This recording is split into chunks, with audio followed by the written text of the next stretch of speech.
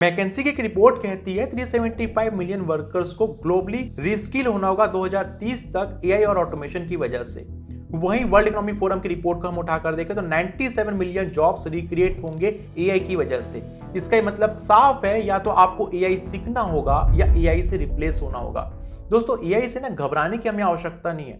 हमें केवल और केवल अपने ह्यूमन इंटेलिजेंस को अपग्रेड करने की आवश्यकता है अपने आर्टिफिशियल इंटेलिजेंस को सीखने के लिए। तो आज के इस वीडियो में हम लोग कंप्लीट डिटेल में डिस्कस करेंगे कि एआई का रोड मैप। तो चलिए शुरू करते हैं। एआई के रोड मैप को समझने से पहले आपको पता होना चाहिए एआई ऑपरेटर्स और एआई बिल्डर्स के बारे में। एआई बिल्डर्स क्या होते हैं, एक एआई ऑपरेटर्स क्या होते हैं, इनकी रोल्स एंड रिस्पॉन्सिबिलिटीज क्या होती है। यदि आप किसी एआई को क्रिएट करना, डेवलप करना या फिर वहां पर एआई को टेस्ट करना जानते हैं तो आप एक एआई बिल्डर की तरह काम करते हैं।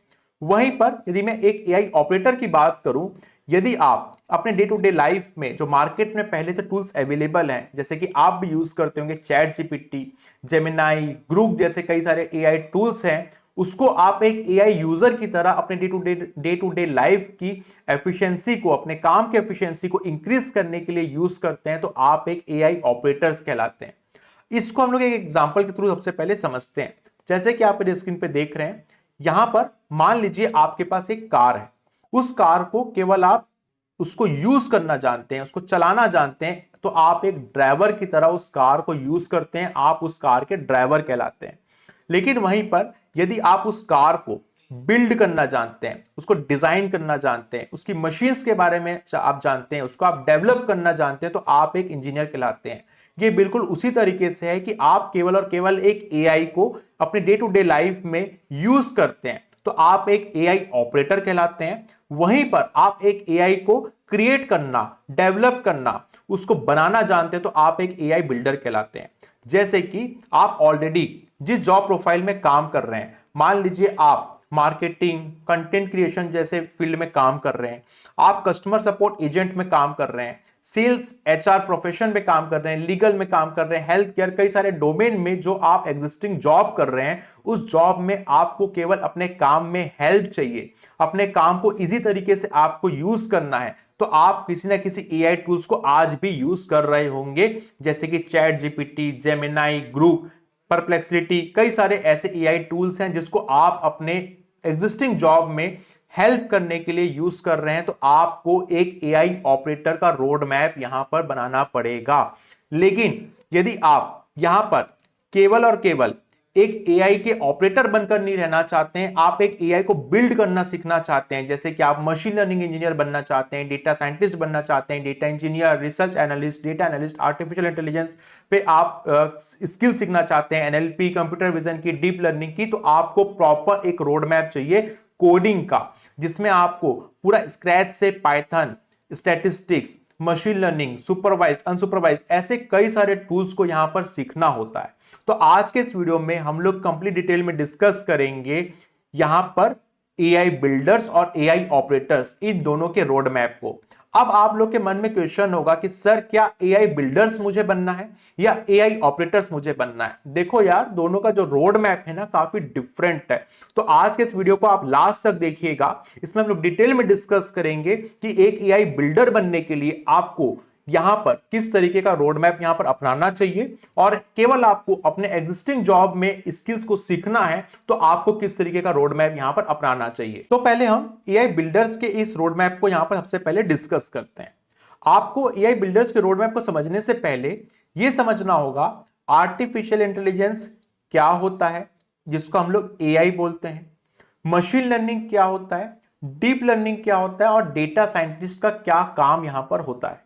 जैसे कि आप मेरे स्क्रीन पे यहां देख रहे हैं, आपको एक वेन डायग्राम शो हो रहा है। इस वेन डायग्राम से आपको समझ में आ रहा है आर्टिफिशियल इंटेलिजेंस के अंदर जो सब डोमेन पार्ट होता है, जिसको हम लोग सीखते हैं, उसको हम लोग कहते हैं मशीन लर्निंग। तो मशीन लर्निंग जो होता है एक सब डोमेन पार्ट है आर्टिफिशियल इंटेलिजेंस एआई का। उस मशीन लर्निंग के अंदर हमें और चीजें सब डोमेन में सीखनी होती है, जिसको हम लोग कहते हैं यहां पर डीप लर्निंग। अब आप एक चीज यहां पर नोटिस करेंगे इस वेन डायग्राम में, मैं यदि डेटा साइंटिस्ट की बात करता हूं, तो डेटा साइंटिस्ट के स्किल सेट के अंदर हमें कुछ पार्ट आर्टिफिशियल इंटेलिजेंस का भी सीखना होता है, हमें कुछ पार्ट मशीन लर्निंग का भी सीखना होता है, और कुछ पार्ट यहां पर हमें जो है डीप लर्निंग का भी यहां पर सीखना होता है। इसका यह मतलब है कि यदि आपको एक डेटा साइंटिस्ट बनना है, एआई की फील्ड में आप कदम रखना चाहते हो, तो आपको एआई के बारे में, मशीन लर्निंग के बारे में और डीप लर्निंग के बारे में, इन तीनों फील्ड के बारे में आपको यहां पर नॉलेज होना चाहिए। तो आपको एआई की फील्ड में एंटर करना है तो आपको ये क्लैरिटी होनी चाहिए कि डेटा साइंटिस्ट में मुझे क्या क्या चीजें यहां पर पढ़नी है। ये बिल्कुल दोस्तों उस तरीके से है कि जैसे कि आप स्कूल की स्टडीज अपनी कंप्लीट करते हैं, स्कूल की स्टडीज करने के बाद आप जो है कॉलेज जाते हैं और कॉलेज में आप पहले जो है अपना बैचलर्स करते हैं, ठीक है, उसके बाद आप मास्टर्स पे जाते हैं। डायरेक्टली हम लोग स्कूल के बाद मास्टर्स करने तो नहीं चले जाते, हम पहले बीबीए करते हैं, फिर एमबीए करने जाते हैं, बीकॉम करते हैं, फिर एमकॉम करने जाते हैं, बीटेक करते हैं, फिर एमटेक करने जाते हैं। आपको बिल्कुल एआई के बारे में सीखना है तो आपको यही स्ट्रेटेजी यहां पर अपनानी चाहिए कि पहले आप बेसिक से पढ़ना स्टार्ट करेंगे। जब तक बेसिक फंडामेंटल्स क्लियर नहीं है तब तक आप किसी भी एआई के रोड मैप को, एआई को सीखने के लिए आपको बहुत ही यहां पे परेशानी का सामना करना होगा।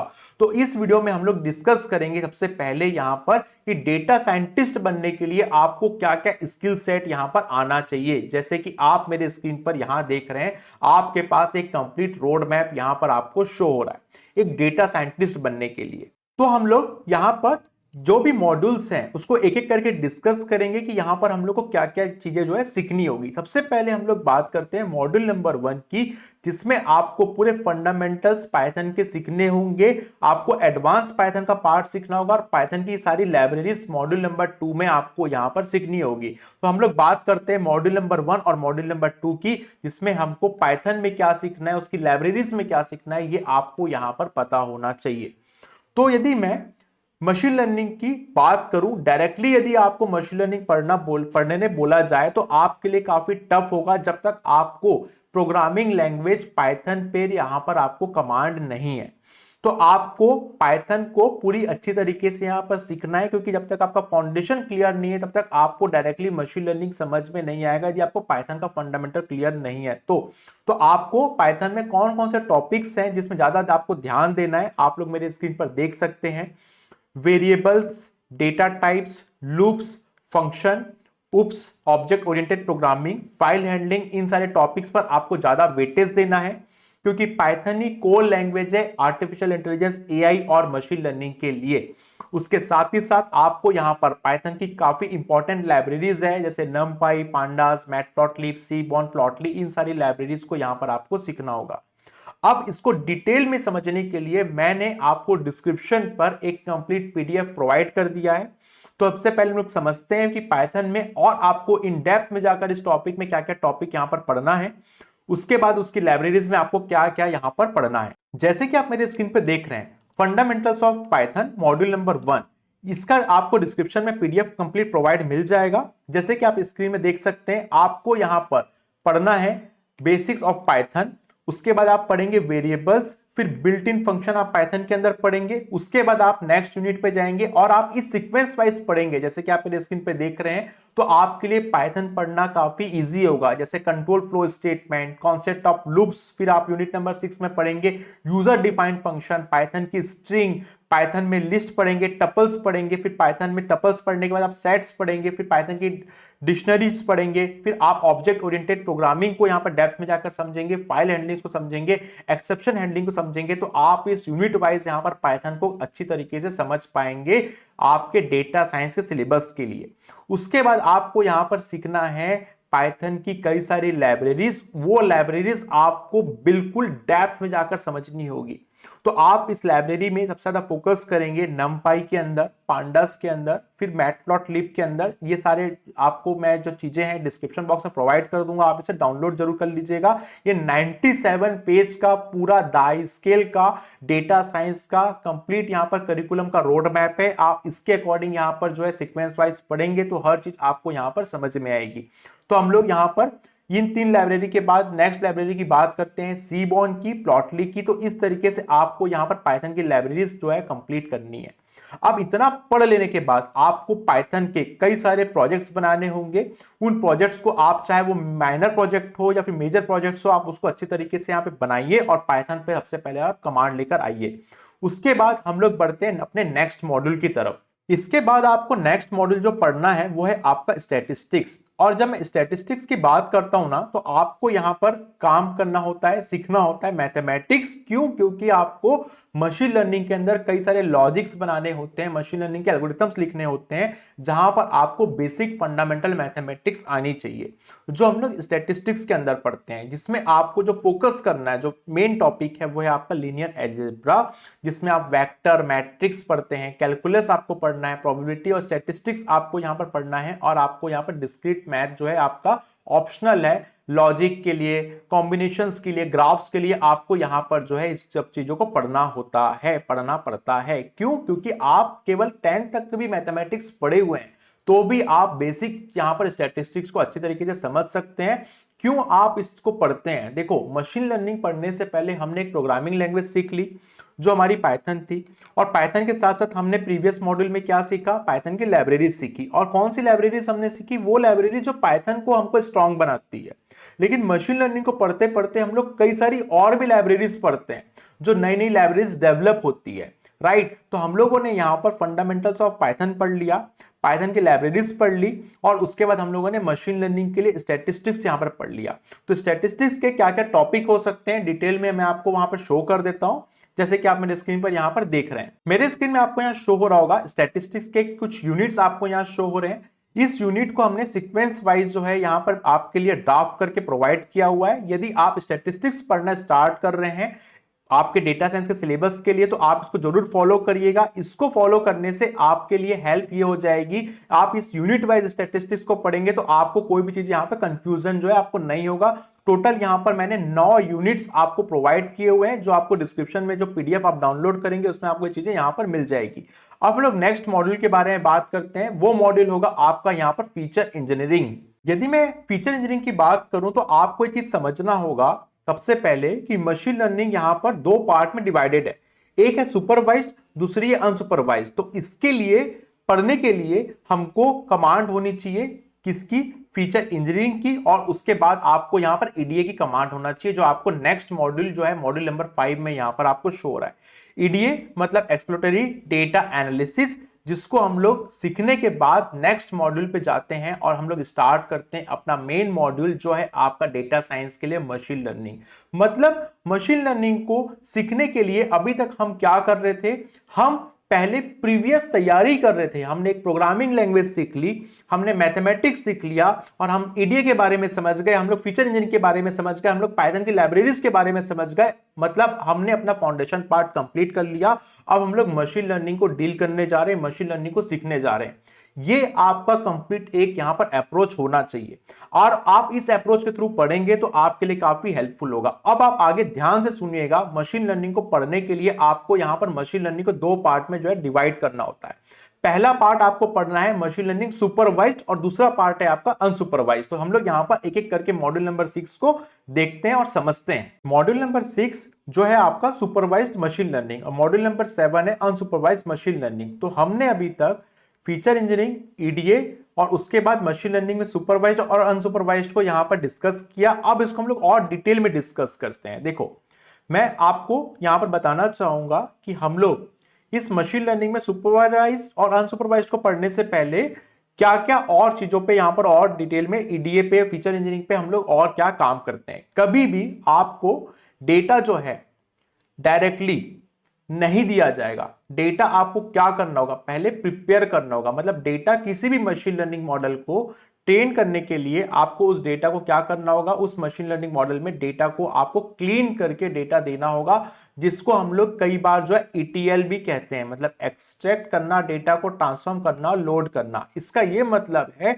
कि आप कहीं से डेटा को क्या करोगे? एक्सट्रैक्ट करोगे, कलेक्ट करोगे, उसके बाद आप क्या करोगे? ट्रांसफॉर्म करोगे। मतलब जिस तरीके से जो डेटा हमको चाहिए उस डेटा को हमको कन्वर्ट करना होगा, मतलब ट्रांसफॉर्म करना पड़ेगा। फिर उसके बाद आप किसी भी जगह में इसको लोड कर सकते हो। तो आपको इस प्रोसेस को हम लोग ETL प्रोसेस कहते हैं। देखो यार, मैं यहां पर केवल ना आपको रोड मैप नहीं बता रहा हूं, मैं आपको छोटी छोटी एक यहां पर जानकारी भी देते जा रहा हूं, क्योंकि मैं ये मान के चल रहा हूं कि आप वो कैंडिडेट हो, यदि इस वीडियो को यहां तक देख पाए हो तो इस वीडियो को आप लास्ट तक जरूर देखोगे।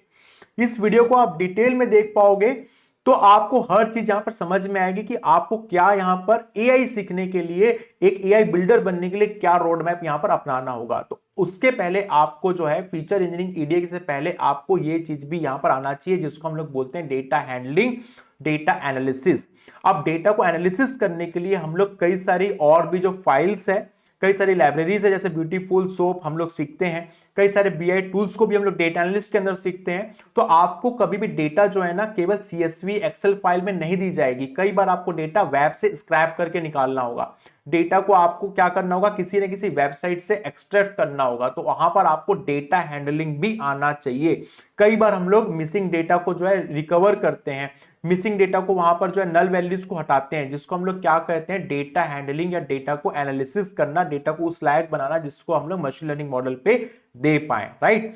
अब लोग बात करते हैं ईडीए की। ईडीए क्या होता है कि आपको किसी भी चीज विजुलाइजेशन करना है, उसके लिए हम लोग लाइब्रेरी यूज करते हैं मैटप्लॉट, सीबॉर्न, प्लॉटली। अब ईडीए का मतलब यह है कि हम लोग डेटा को एनालाइज करेंगे। जैसे मान लीजिए कोई कंपनी है जिसको अपनी एडवर्टाइजमेंट दिखानी है, वो ये कंपनी ये शो करेगी, कंपनी ये चाहती है कि एडवर्टाइजमेंट तभी दिखे जब उसके वेबसाइट पे अच्छा ट्रैक्शन हो। तो उससे आप क्या करोगे, आप वहां पर फीचर इंजीनियरिंग अप्लाई करोगे, वहां आप ईडीए अप्लाई करोगे और आप उस डेटा से कुछ इनसाइट्स निकालने के लिए यहां पर ट्राई करोगे, जिसके लिए फीचर इंजीनियरिंग में आपको स्केलिंग, इनकोडिंग, फीचर सिलेक्शन, इन सब चीजें सीखना होता है, मिनिमम मैक्सिमम स्टैंडर्डाइजेशन सीखना होता है।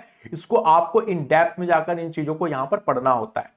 उसके बाद आप आते हो यहां पर मशीन लर्निंग को सीखने के लिए, जो हमारा मॉड्यूल नंबर 6 है सुपरवाइज्ड मशीन लर्निंग। जैसे मैंने आपको बताया मॉड्यूल नंबर 7 है सुपरवाइज्ड मशीन लर्निंग। दोनों में डिफरेंस क्या है ये आप सबसे पहले समझिए। देखो मशीन लर्निंग जो सुपरवाइज्ड है, आप इसमें हम लोग इसको दो पार्ट में पढ़ते हैं। पहला आप रिग्रेशन के लिए इसको यूज करते हैं, क्लासिफिकेशन के लिए इसको यूज करते हैं। रिग्रेशन में आप लीनियर, पॉलीमोनियल, रीड्स, लासो, इस तरीके के यहाँ पर आप मॉडल्स को पढ़ते हैं, टूल्स को यहाँ पे पढ़ते हैं मशीन लर्निंग मॉडल को ट्रेन करने के लिए। क्लासिफिकेशन में आप लॉजिस्टिक रिग्रेशन पढ़ते हैं, आप एसवीएम, डिसीजन ट्री, ये सब चीजें यहाँ पर रैंडम फॉरेस्ट वगैरह किसके अंदर पढ़ते हैं, सुपरवाइज्ड मशीन लर्निंग के अंदर। आपके मन में क्वेश्चन आएगा सर आप इजी शब्दों में मुझे बताइए क्या होता है, दोनों में डिफरेंस क्या है, मशीन लर्निंग और यहाँ पर अनसुपरवाइज्ड मशीन लर्निंग और सुपरवाइज्ड मशीन लर्निंग में। सुपरवाइज्ड मशीन लर्निंग में आप यहां पर देखिए इस डायग्राम के थ्रू समझिए, हम सुपरवाइज्ड मशीन लर्निंग में लेबल डेटा प्रोवाइड करते हैं। लेबल डेटा क्या होता है, हम इस मशीन लर्निंग के मॉडल को बताएंगे, प्रिडिक्शन करने से पहले ट्रेन करेंगे, तो उसमें आप एक लेबल डेटा दे देंगे। जैसे कि आप एप्पल के आगे एप्पल लिखा हुआ है, हम उसको बता रहे हैं एप्पल है, ये ऑरेंज है लेकिन ये भी ऑरेंज है, ये भी एप्पल है, ये भी ऑरेंज है लेकिन ये कट्स वाले एप्पल है, और ये जो है कंप्लीट यहां पर एप्पल है। तो ये प्रिडिक्ट करके हमको बताएगा ये एप्पल और ऑरेंज है, जिसको हम लोग लेबल डेटा यहां पे प्रोवाइड करते हैं। लेकिन अनसुपरवाइज्ड मशीन लर्निंग में ऐसा कुछ नहीं होगा। अनसुपरवाइज्ड मशीन लर्निंग में हम लोग केवल इनपुट डेटा दे देंगे, कोई लेबल डेटा नहीं देंगे। हम लोग यहां पर केवल उसको फोटोज दिखाएंगे इस मशीन लर्निंग के मॉडल को, और ये मॉडल हमको यहां पर आउटपुट बताएगा कि ये एप्पल है और ये वाटरमेलन है। तो ये होता है डिफरेंस। जब हम लोग लेबल डेटा प्रोवाइड करते हैं तो उसके अंदर हम लोग सुपरवाइज्ड मशीन लर्निंग के अंदर हम लोग लेबल डेटा प्रोवाइड करते हैं। अनसुपरवाइज्ड मशीन लर्निंग के अंदर हम लोग को लेबल डेटा नहीं देना होता है। अनसुपरवाइज्ड मशीन लर्निंग में आपको कई सारे टॉपिक पढ़ने होते हैं, जो मैं आपको शो करूंगा, जो आपको डिस्क्रिप्शन में पीडीएफ मिलेगा, उसमें डिटेल में चीजें लिखी होगी। लेकिन यहां पर कई सारे टॉपिक जो इंपॉर्टेंट टॉपिक्स है वो आपको यहाँ पे शो हो रहे हैं। जैसे आपको क्लस्टरिंग पढ़ना है, डायमेंशन रिडक्शन पढ़ना है। उसके साथ ही साथ आपको मशीन लर्निंग में और क्या करना है, मॉडल इवैल्यूएशन करना आना चाहिए। आपको मैट्रिक्स एक्यूरेसी के लिए ये सारे मॉडल्स आपको यहां पर सीखना है। उसके साथ ही साथ 20 से ज्यादा लाइब्रेरीज हम लोग अलग अलग मॉड्यूल में यहां पर पढ़ते हैं। पाइथन के साथ अलग मॉड्यूल पढ़ते हैं, अलग लाइब्रेरीज पढ़ते हैं, और लगभग 20 से 25 लाइब्रेरीज जो है हम लोग यहां पर इसके लिए भी यहां पर पढ़ते हैं, सीखते हैं नई नई लाइब्रेरीज मशीन लर्निंग को पढ़ते पढ़ते। तो उसमें कौन कौन सी इंपॉर्टेंट लाइब्रेरीज है, साइकिट लर्न हो गई आपकी, कैट बूस्ट हो गई, जैसे कि मैंने आपको यहां पर बताया। और भी कई सारी लाइब्रेरीज है जो आपको यहां पर डिस्क्रिप्शन में जो मैं पीडीएफ आपको प्रोवाइड कर रहा हूं वहां पर आपको ये लाइब्रेरीज मिल जाएगी। तो फटाफट हम लोग उस पीडीएफ को देख लेते हैं, फिर हम लोग बढ़ते हैं अपने नेक्स्ट मॉड्यूल की तरफ। तो जैसे कि आप मेरे स्क्रीन पे देख रहे हैं, सुपरवाइज्ड के अंदर हम लोग पार्ट नंबर 1, जैसे मैंने आपको बताया रिग्रेशन, उसके अंदर हम लोग ये सारे टॉपिक जो आपको मेरे स्क्रीन पे दिख रहे हैं ये आपको यहाँ पे पढ़ने हैं। उसके बाद यहाँ पर आप पार्ट नंबर 2 में लॉजिस्टिक रिग्रेशन पढ़ते हैं, पार्ट नंबर 3 में आप डिसीजन ट्री पढ़ते हैं, पार्ट नंबर 4 में आप सपोर्ट फैक्टर मैट्रिक्स पढ़ते हैं। उसके बाद आप यहाँ पे कई सारे प्रोजेक्ट्स बनाते हैं। यहाँ पर पार्ट वाइज पार्ट नंबर 6, 7, 8 आप यहाँ पर देख सकते हैं। KNN एल्गोरिथम आप यहाँ पे पढ़ते हैं, ये काफी इंपॉर्टेंट है। बूस्टिंग आप यहाँ पे पढ़ते हैं। तो ये सब चीजें आप यहाँ पर डिटेल में देख सकते हैं। फिर आपको अनसुपरवाइज्ड मशीन लर्निंग के अंदर PCA, cluster algorithms, anomaly detection, time series, ये सब चीजें यहां पर आपको पढ़ना है। और दोनों के साथ साथ आपको यहां पर क्या करना है, आपको प्रोजेक्ट्स भी बनाते हुए चलना है हर चीज को पढ़ते पढ़ते, क्योंकि हम लोग केवल नॉलेज लेते हैं, थ्योरेटिकल नहीं पढ़ना है हमको। उसको पढ़ने के बाद एक प्रैक्टिकली प्रोजेक्ट बनाकर आपको देखना है। आप पहले माइनर प्रोजेक्ट बनाइए, फिर उसके बाद आप मेजर प्रोजेक्ट भी यहां पर बनाइए, राइट। उसके बाद आपको यहां पर नेक्स्ट मॉड्यूल पढ़ना है, तो हम लोग नेक्स्ट मॉड्यूल को यहां पर डिस्कस करते हैं। नेक्स्ट मॉड्यूल जो हमको यहां पर पढ़ना है वो है आपका डीप लर्निंग। मशीन लर्निंग के बाद हमको जो फोकस करना है मॉड्यूल नंबर 8 पे डीप लर्निंग पे, फिर हम लोग एनएलपी पे फोकस करते हैं। मॉड्यूल नंबर 9 जो हमारा होगा नेक्स्ट मॉड्यूल एनएलपी मतलब नेचुरल लैंग्वेज प्रोसेसिंग के लिए। तो चलिए हम लोग यहां पर इन चीजों को समझते हैं। सबसे पहले बात करते हैं डीप लर्निंग की। जब मैं डीप लर्निंग की बात कर रहा हूं, जैसे कि हमारे ह्यूमन ब्रेन जो है वो काम करता है नर्व सिस्टम के अकॉर्डिंग, वैसे हम लोग अपने मशीन्स को प्रोवाइड करते हैं न्यूरल नेटवर्क, मतलब कि हम उसको एक ब्रेन जो है वो प्रोवाइड करते हैं, जिससे हम लोग डीप लर्निंग के अंदर इन सारी चीजों को यहां पर सीखते हैं। तो इसमें आपको डीप लर्निंग के आर्किटेक्चर्स पढ़ने होते हैं, फ्रेमवर्क्स पढ़ने होते हैं, और कई सारे जो टॉपिक्स हैं जो आपको डॉक फॉर्मेट में मिल जाएंगे। मैंने इसका डॉक्यूमेंटेशन प्रोवाइड कर दिया है, वहां पर आपको और डिटेल में डीप लर्निंग के सारे टॉपिक्स मिल जाएंगे, उसको आप जरूर से डाउनलोड मार लीजिएगा। इसमें आपको टेंसर फ्लो, केसेरा, पाइटॉर्च जैसी लाइब्रेरीज पढ़नी होती है इसके फ्रेमवर्क्स के लिए। तो आप यहां पर डीप लर्निंग को इस तरीके से सीखते हैं। उसके बाद आप नेक्स्ट मॉड्यूल पे जाते हैं, वो होता है आपका क्या मॉड्यूल, एनएलपी। देखो एनएलपी मतलब नेचुरल लैंग्वेज प्रोसेसिंग, और हम लोग बात करते हैं यहां पर एनएलपी की बात करते हैं। मॉड्यूल नंबर 9 एनएलपी आप पढ़ते हैं, और उसके साथ ही साथ आप एक कंप्यूटर विजन पे, ओपन सीवी या कंप्यूटर विजन हम लोग कह लें, वो हम लोग यहां पे पढ़ते हैं। तो इस तरीके से आपका मॉड्यूल नंबर 9 और 10 इसको भी हम लोग यहां पर डिस्कस करते हैं। देखो अब हम लोग एनएलपी की बात करते हैं। एनएलपी क्या है, नेचुरल लैंग्वेज प्रोसेसिंग। एलेक्सा इसका सबसे बढ़िया उदाहरण है। आपने अपने मॉडल्स को आपने अपने मशीन को क्या दे दिया, ब्रेन दे दिया, आपने मॉडल को ट्रेन कर दिया। अब हम उसको क्या कर रहे हैं, हम उसको लैंग्वेज सिखा रहे हैं। जैसे कि हम लोग एलेक्सा में एनएलपी मॉडल को यूज करते हैं। एलेक्सा आपने ऑलरेडी पहले यूज किया होगा। तो एनएलपी मतलब हम लोग यहां पर अपने मशीन लर्निंग मॉडल में एक लैंग्वेज को जो है एनेबल कर रहे हैं। वैसे कंप्यूटर विजन की बात करते हैं, जैसे कि एक कार है, मान लीजिए कार यहां पर चल रही है, उसके सामने एक ट्री है, ठीक है। उस ट्री को पहचानने के लिए हमको एक अपने मशीन लर्निंग मॉडल में एक विजन देना पड़ेगा, एक आइज देना पड़ेगा, जिससे कि वो उसको पहचान पाए। जैसे टेस्ला है, टेस्ला की जो कार है, आपकी जो टेस्ला की कार है पूरी एआई पे बेस्ड है, जिसपे आपका कंप्यूटर विजन जो है काम करता है। सबसे अच्छा एग्जांपल है वो। तो कार जब चल रही है आपकी रोड के अंदर, ठीक है, आपकी जब कार जो रोड के अंदर चल रही है, तो आपको वहां पर उस कार में सामने ट्री आ रहा है, राइट, कार के सामने ट्री आ रहा है, या कार के सामने कोई ह्यूमन आ रहा है, या कार के सामने कोई और कार आ रही है, इसको पहचानने के लिए कोई ना कोई तो विजन देना होगा। जब आप कमांड देते हो, एलेक्सा को कमांड देते हो, हम चैट जीपीटी में कमांड देते हैं, ये पूरा एनएलपी के मॉडल पे काम करता है।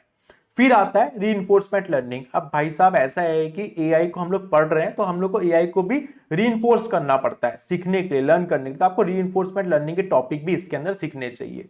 तो ये बात हो रही है हमारी एडवांस एआई कॉन्सेप्ट्स की। ये एडवांस एआई कॉन्सेप्ट्स में हम लोग पहुंच चुके हैं। मतलब हमने जो बेसिक फंडामेंटल में क्या पढ़ा, फंडामेंटल में हमने पढ़ा, एक बार हम लोग एक छोटा सा क्विक रिवीजन ले लेते हैं अभी तक के यहाँ पे रोड मैप का।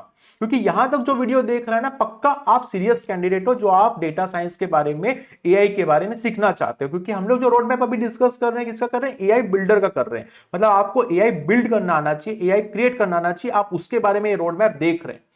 आपको मैंने अभी तक बताया कि आपने फंडामेंटल के अंदर पाइथन सीख लिया, आपने फंडामेंटल के अंदर मैथमेटिक्स सीख लिया, स्टैटिस्टिक्स सीख लिया, पाइथन की लाइब्रेरी सीख लिया, आपने मशीन लर्निंग सीख लिया जो आपका मॉडरेट लेवल है, ठीक है। फंडामेंटल लेवल में आपने क्या कर लिया, पाइथन सीख लिया, मैथमेटिक्स सीख लिया, फीचर इंजीनियरिंग सीख लिया, ईडीए वगैरह सीख लिया, ईटीएल सीख लिया, एनालिटिक्स पार्ट आपने सीख लिया, ठीक है, आपका फाउंडेशन क्लियर हो गया।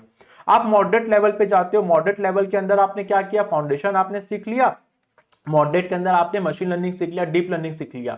अब हम लोग एडवांस एआई कॉन्सेप्ट में आ गए, जहां पर हम लोग क्या सीखना स्टार्ट कर दिए, एनएलपी सीखना स्टार्ट कर दिए, कंप्यूटर विजन सीखना स्टार्ट कर दिए, रीइंफोर्समेंट लर्निंग यहां पर सीखना स्टार्ट कर दिए हैं।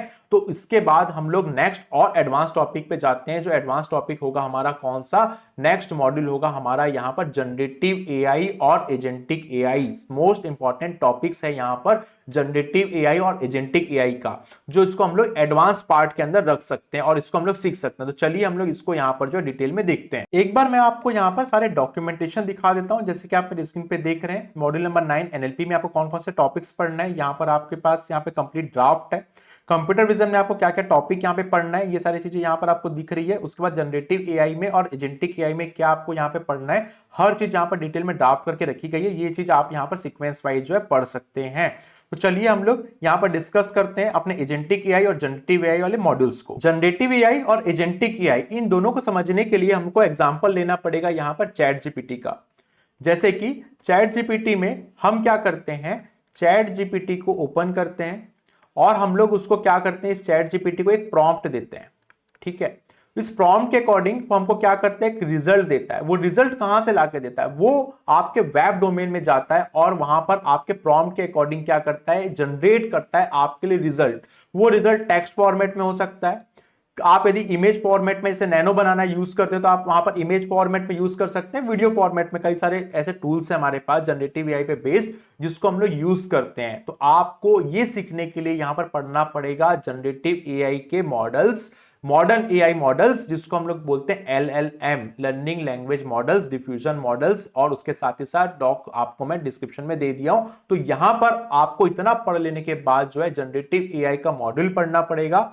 फिर हम लोग आते हैं एजेंटिक एआई पे, जिसपे हमको क्या करना, यूज करना होता है, लैंगचेन हो गया, ओपन एआई हो गया, कई सारे मॉडल्स हो गए। और अब एजेंटिक एआई क्या होता है इसको हम लोग समझते हैं। देखो, हमने चैट जीपीटी को समझा, चैट जीपीटी, जेमिनाई, ये सब जो है क्या करते हैं, हमने चैट जीपीटी को कमांड दिया, एक यहाँ पे प्रॉम्प्ट दिया और चैट जीपीटी ने हमको आके यहाँ पर रिजल्ट दे दिया, जेमिनाई ने रिजल्ट दे दिया। ये सारे ग्रुप, ये सब चीज टूल्स हम लोग यूज करते हैं, जनरेटिव एआई पे बेस्ड है। लेकिन मुझे एक एआई एजेंट बनाना है। इस एआई एजेंट का काम यह है कि यदि मैंने किसी भी, आपने अभी भी नोटिस किया होगा कि आप कई सारे जो कंपनीज हैं पहले कस्टमर सपोर्ट का यहाँ पे ह्यूमन को प्रोवाइड करती थी, मतलब वो जॉब प्रोवाइड करती थी, अब वो एआई से रिप्लेस हो गया है। हम चैट बॉट से चैट करके अपनी क्वेरी सॉल्व कर लेते हैं, हम एआई के थ्रू, एआई से कॉल में कस्टमर सपोर्ट में बात करके अपनी क्वेरीज को सॉल्व कर लेते हैं। अब ये जो बात थी, हमने केवल सपोर्ट के फॉर्मेट में एक एआई को यूज किया था अभी तक। अब हम लोग नेक्स्ट स्टेज पे जाते हैं जो एजेंटिक एआई पे फोकस्ड है, जो एआई एजेंट्स बनाना हम लोग सीखते हैं इस डोमेन के अंदर।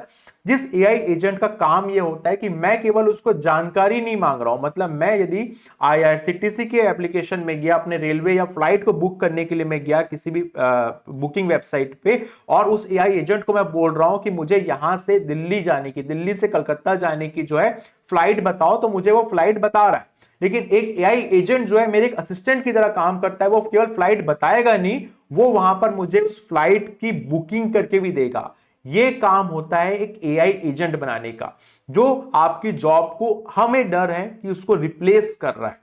जैसे कि कई सारे कस्टमर सपोर्ट के जॉब, कई सारे सेल्स के जॉब, कई सारे मार्केटिंग के जॉब जो है ऑटोमेशन के थ्रू यहां पर जो है खतरे में जा रहे हैं। तो हमको यहां पर एआई से घबराने की जरूरत नहीं है, एआई एजेंट्स को, एआई को अडॉप्ट करने की जरूरत है एज ए एआई बिल्डर या फिर एज ए एआई ऑपरेटर। तो यहां पर हमने यहां तक जो डिस्कशन किया वो पूरा कंप्लीट डिस्कशन किया किसका, एक एआई बिल्डर का, कि आपको एक एआई बिल्ड करना है, एक आपको डेटा साइंटिस्ट एआई की फील्ड में जाना है, तो आपको क्या क्या चीजें यहां पर सीखनी होगी। तो आप मेरे स्क्रीन पर यहां पर देख पा रहे हैं, हमने मॉड्यूल नंबर 1, 2, 3 और 4 और 5 यहां तक हम लोगों ने फाउंडेशन पार्ट को सीख लिया, जिसमें हम लोगों ने पाइथन की लाइब्रेरीज, स्टैटिस्टिक्स, फीचर इंजीनियरिंग और ईडीए यहां पर हमने सीखा। फिर एडवांस पार्ट में हमने मशीन लर्निंग सीखा, सब मशीन लर्निंग में सुपरवाइज सीख गए, अनसुपरवाइज सीख गए, डीप लर्निंग सीख गए, एनएलपी सीख गए। हम लोग एडवांस पार्ट में जाते हैं, एनएलपी सीखते हैं, कंप्यूटर विजन सीखते हैं, जनरेटिव एआई, एजेंटिक एआई सीखते हैं। अब इसके बाद आपको कई सारे एआई टूल्स हैं वो आपको यहां पर आना चाहिए, जो आपको डॉक फॉर्मेट में मिल जाएंगे। उसके बाद आपको ये भी चीजें आनी चाहिए जो आपका डेटा एनालिटिक्स वाला पार्ट है, क्योंकि जो डेटा साइंटिस्ट में काम करता है उसको एक आपको यहां पर डेटाबेस के लिए एसक्यूएल आना चाहिए, पावर बीआई, टैबलू आपको आना चाहिए, और एडवांस एक्सेल की रिक्वायरमेंट भी हमें जरूरत पड़ती है। तो ये डेटा एनालिटिक्स वाले पार्ट हैं जो आपको डेटा साइंस में भी आने चाहिए। तो आपको ये सारी चीजें यहां पर पढ़ना है। पढ़ने के बाद सबसे इंपॉर्टेंट चीज है कि हमारा मेन ऑब्जेक्टिव केवल नॉलेज लेना नहीं है, हमारा मेन ऑब्जेक्टिव है कि प्लेसमेंट की तैयारी भी करनी है। यदि आप किसी जॉब में अभी काम कर रहे हैं, सेल्स या किसी भी जॉब में काम कर रहे हैं, आप यहां पर 2 साल बाद, 3 साल बाद एआई से रिप्लेस हो सकते हैं, क्यों ना उसकी तैयारी अभी से स्टार्ट कर देना चाहिए। हमें अपने स्किल्स को सीखते रहना चाहिए, अपग्रेड करते रहना चाहिए, जिससे कि हमारा यहां पर नॉलेज बढ़े। उसके लिए इन चीज को पढ़ते पढ़ते आपको 2 से 3 चीजों पे काम करना है। पहले आपको एटीएस फ्रेंडली रिज्यूम बनाना आना चाहिए, आपको एक पोर्टफोलियो बनाना आना चाहिए, आपको प्रोजेक्ट्स बनाने आने चाहिए। आप मिनिमम इसको पढ़ते पढ़ते 25 से 30 प्रोजेक्ट्स एटलीस्ट बनाइए, माइनर और मेजर प्रोजेक्ट्स मिला के। कुछ इजी लेवल के बनाइए, कुछ मॉडरेट लेवल के, कुछ हार्ड लेवल के। और इस प्रोजेक्ट को बनाने के बाद आप गिटहब में जाकर अपनी एक रिपोजिटरी बनाइए, क्योंकि आप जब इस प्रोजेक्ट बना लेते हैं तो आप क्या करते हैं, जब इंटरव्यू देने के लिए जाओगे तो आप अपने रिज्यूम में एक अपने पोर्टफोलियो का लिंक डालोगे, जिसको आप जैसे ही वो रिक्रूटर आपका लिंक ओपन करेगा तो वो वहां पर आपका गिटहब की प्रोफाइल ओपन कर लेगा और उसमें एक रिपोजिटरी में अलग अलग फोल्डर उसको दिखेंगे। मान लीजिए आपने 20 प्रोजेक्ट बनाए हैं तो उसको 20 अलग अलग फोल्डर दिख रहे हैं, उस फोल्डर को वो ओपन करेगा और वहां पर जाकर आपकी कोड फाइल देख लेगा। तो एक अच्छी तरीके से वो अंडरस्टैंड कर पाएगा कि उस कोड में आपने क्या सीखा है। साथ ही साथ पोर्टफोलियो के लिए आप एक डॉक्यूमेंटेशन ड्राफ्ट करिए, जैसे कि आप 20 पेज का यहां पर 20 आप प्रोजेक्ट बना रहे हैं मान लीजिए, उस 20 प्रोजेक्ट के लिए आप हर एक प्रोजेक्ट में 10-10 पेज का एक डॉक्यूमेंटेशन तैयार करेंगे तो आपके पास 20 प्रोजेक्ट के 10 पेज के हिसाब से 200 पेज का एक पीडीएफ बन जाएगा। आप इस पीडीएफ को भी एज ए पोर्टफोलियो किसी भी रिक्रूटमेंट कंपनी को या फिर किसी भी हायरिंग होने वाली कंपनी को जहां पर आप जॉब करना चाहते हैं आप भेज सकते हैं। ये आपके लिए एक हेल्प के लिए काम करता है, आपके प्रोजेक्ट और पोर्टफोलियो। और ये प्रोजेक्ट्स होने चाहिए रियल टाइम प्रोजेक्ट्स, आपके इंडस्ट्री लेवल के प्रोजेक्ट्स होने चाहिए। तो आपको पढ़ते पढ़ते इन सारी चीजों का भी यहां पर ध्यान रखना है कि आप ये भी चीज बनाएं। और सबसे मेन चीज है, ये सिलेबस बहुत बड़ा है और दिनों दिन हम लोग data science, AI, machine learning में नई नई चीजें सीखते जा रहे हैं। तो आप एक यहां पर अच्छी तरीके से एक रोड मैप को समझ के, जो मैंने आपको पीडीएफ डिस्क्रिप्शन में दिया है वो आप यहां पर समझिए। अब हम लोग यहां पर नेक्स्ट स्टेप पे जाते हैं। हमने अभी यहां पर डिटेल में बात कर ली है, किसके बारे में हमने डिटेल में बात कर ली है, यहां पर हमारे जो हमने पाथ चूज किया था उस पाथ में हमारे एआई बिल्डर्स के बारे में, डेटा साइंटिस्ट बनने के बारे में। अब हम लोग वापस से अपने उस एआई ऑपरेटर्स में जाते हैं जहां पर आप ऑलरेडी किसी जॉब में काम कर रहे हैं, वहां पर आप केवल एआई टूल्स को चलाना जानना चाहते हैं, एआई ऑपरेटर्स की तरह काम करना चाहते हैं। उसके लिए आपको क्या अप्रोच रखनी है वो अब हम लोग यहां पर जो है डिटेल में डिस्कस करते हैं। एआई ऑपरेटर्स के लिए आपके पास जो स्किल सेट होना चाहिए, जिसमें आपको कई सारे जो टूल्स हैं वो सीखने होते हैं। जैसे कि इसके अंदर हम लोगों ने इस करिकुलम में पूरे के पूरे 20+ एआई टूल्स यहां पर सिखाए हैं। तो आपको हम लोग यहां पर देखते हैं कि इस पूरे के पूरे रोड मैप में सबसे ज्यादा इंपॉर्टेंट चीज है आपके लिए यहां पर एआई ऑपरेटर्स के लिए स्किल रिक्वायरमेंट्स है, वो है आपकी यहां पर प्रॉम्प्ट इंजीनियरिंग। देखो प्रॉम्प्ट इंजीनियरिंग होता क्या है, ये बहुत ही बेसिक सी चीज है लेकिन बहुत इंपॉर्टेंट चीज है। जब आप एक एआई को यूज करते हैं तो आपको एक कमांड देनी होती है, जिसको हम लोग इनपुट देते हैं, उसके अकॉर्डिंग हम लोग को आउटपुट मिलता है। जब तक हम लोग एक सही तरीके से इंस्ट्रक्शंस अपने मान लीजिए चैट जीपीटी को नहीं देंगे, तब तक हम लोग को अच्छे तरीके से आउटपुट नहीं मिलेगा, राइट। तो हम लोग को यहां पर प्रॉम्प्ट इंजीनियरिंग सीखना चाहिए। प्रॉम्प्ट इंजीनियरिंग का मतलब है कि हमारे पास एबिलिटी होनी चाहिए राइट इंस्ट्रक्शंस लिखने के लिए, अपने एआई को ऑपरेट करने के लिए, एआई को यूज करने के लिए। हमारे अंदर एज ए ह्यूमन में क्रिटिकल थिंकिंग होना चाहिए, लॉजिक होना चाहिए, एथिक्स होना चाहिए कि हम लोग जो है इसको जो यूज कर रहे हैं उसका जो डेटा है वो प्राइवेट डेटा जो है वो हम लोग यूज ना करें, पब्लिक डेटा के अकॉर्डिंग हम लोग एआई को यहां पर यूज कर सके। अब यहां पर ना इसके लिए कंप्लीट हमारा जो है अच्छे से डिटेल में एक वीडियो है जो आपको हमारे YouTube चैनल में मिल जाएगा, जिसमें हम लोगों ने पूरे यहां पर मास्टर एआई टूल्स के बारे में, एडवांस एआई टूल के बारे में, एआई के पूरे नॉलेज में क्या ऑटोमेशन, क्या हिरार्की होना चाहिए, ये पूरा डिटेल में आपके साथ 1 आवर प्लस जो है डिस्कस किया है। इसको आप डिटेल में इस वीडियो को देखिएगा, जो आपको दाई स्किल के YouTube चैनल में मिल जाएगा। तो आप एक अच्छे तरीके से यहां पर अपना रोड मैप जो है बना सकते हैं। हम लोग यहां पर पूरे के पूरे इस करिकुलम के अंदर जो हम लोग सीखते हैं दाई स्किल के अंदर, हमने इसको भी एआई ऑपरेटर्स को भी इसके अंदर जो है मेंशन किया हुआ है, जिसको हम लोग यहां पर डिटेल में देख लेते हैं कि क्या क्या यहां पर आपको जो है सीखने पड़ेंगे। तो आप मेरे स्क्रीन में देख सकते हैं, मैं बात कर रहा हूं यहां पर मॉड्यूल नंबर 13 की, जिसके अंदर हम लोग 20+ एआई टूल्स यहां पर सीखते हैं, जिसमें हम लोग पूरी तरीके से प्रॉम्प्ट इंजीनियरिंग कैसी होती है, कैसे उसमें हम लोग जो है प्रॉम्प्ट इंजीनियरिंग को यूज करते हैं, इस पे डिटेल पे हम लोग इस पे डिस्कशन करते हैं। फिर उसको हम लोग रियल टाइम अलग अलग प्रॉब्लम सिचुएशन स्टेटमेंट के अकॉर्डिंग अलग अलग टूल में इन चीजों को यूज करते हैं। ChatGPT, Gemini, NotebookLM, Grok, Perplexity, Claude, Gamma AI, Midjourney, Krea AI, कई सारे यहाँ पर एआई टूल्स को हम लोग यूज करते हैं। और ये चीज हम लोग कैसे यूज करते हैं, यदि आप किसी जॉब में ऑलरेडी काम कर रहे हैं, मान लीजिए आप लीगल के फील्ड में काम कर रहे हैं, तो आप कौन कौन से एआई टूल को यूज करेंगे अपनी प्रोडक्टिविटी इंक्रीज करने के लिए। मान लीजिए आप हेल्थ टेक के सेक्टर में काम कर रहे हैं, हेल्थ केयर सेक्टर में काम कर रहे हैं, तो आप किस तरीके से एआई टूल्स को यूज कर सकते हो। आप मान लीजिए किसी वीडियो एडिटर के फॉर्मेट में काम कर रहे हैं, जो आपके प्रीवियस जॉब है उसमें आप यदि सीख रहे हो, तो कैसे कैसे आप वीडियो जनरेट करने के लिए एआई टूल को यूज कर सकते हो, कौन कौन से प्रॉम्प्ट उसमें यूज कर सकते हो, उसका डिटेल में हम लोग यहां पर जो है डिस्कशन जो है करते हैं। इसके अलावा सबसे ज्यादा जो इंपॉर्टेंट चीज है आपको इसमें जो ध्यान देना है वो है आपके प्रोजेक्ट्स एंड पोर्टफोलियो, जो सबसे ज्यादा इंपॉर्टेंट चीज है जो आप मेरे स्क्रीन पे यहां पर देख पाएंगे। यहां पर आप लोग यहां पर कई सारे जो जैसे प्रोजेक्ट है, इस पूरे करिकुलम में हम लोग जो प्रोजेक्ट पढ़ते हैं वो लगभग 36 से ज्यादा 30 से ज्यादा प्रोजेक्ट्स हम लोग मेजर और माइनर प्रोजेक्ट मिला के पढ़ते हैं, जो आपके रियल टाइम प्रोजेक्ट्स होते हैं।